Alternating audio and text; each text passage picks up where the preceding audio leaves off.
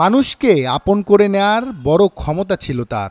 গণসঙ্গীত গাইতে গাইতে হয়ে ওঠেন মানুষের আপনজন।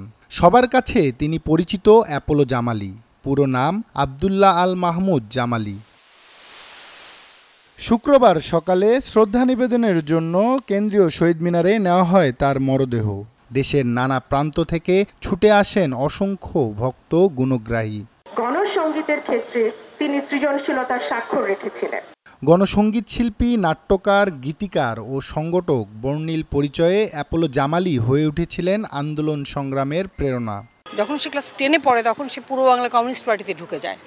তখনই তার এই প্রথাগত শিক্ষার প্রতি, লেখাপড়ার প্রতি ভয়ানক অনীহা তৈরি হলো। মানুষের অধিকার, মর্যাদা, মানবিক মর্যাদা এর উপরেই সে তার লেখালেখির কাজগুলো করেছেন। সে কেন এমন জীবনযাপন করছে, তো বলতো যে এই মানুষগুলোই তো, এদের মধ্যেই তো প্রাণ। আমাদের দেশে এই অস্থির সময়ে এরকম একটা সহজ মানুষ খুঁজে পাওয়া খুবই কঠিন।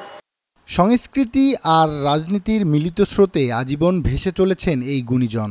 তার মৃত্যু অপূরণীয় ক্ষতি বলছেন সহযোদ্ধারা। তিনি ছিলেন অকৃতদার। তিনি আসলে বলতে পারেন কিছুটা বাউল প্রকৃতির তিনি মানুষ ছিলেন। নিজের বিষয় আশয়ের প্রতি কখনো মনোযোগ দেননি। তার পুরো জীবনটাই ব্যয় করেছেন একটা গণতান্ত্রিক, অসাম্প্রদায়িক এবং মুক্তিযুদ্ধের যে অন্যতম স্বপ্ন ছিল শোষণমুক্ত সমাজ গড়ার জন্য। তার তিরোধান মানেই হচ্ছে যে একটা সময়ে একটা আমাদের জীবনের একটা অংশের সে তার সাথে চলে যায়। সেই শূন্যস্থান আদৌ আসলে কখনো পূরণ হয় কিনা। দীর্ঘদিন হৃদরোগ, ডায়াবেটিস ও ফুসফুসের সমস্যায় ভুগছিলেন অ্যাপোলো জামালি। চিকিৎসা নিচ্ছিলেন হাসপাতালে।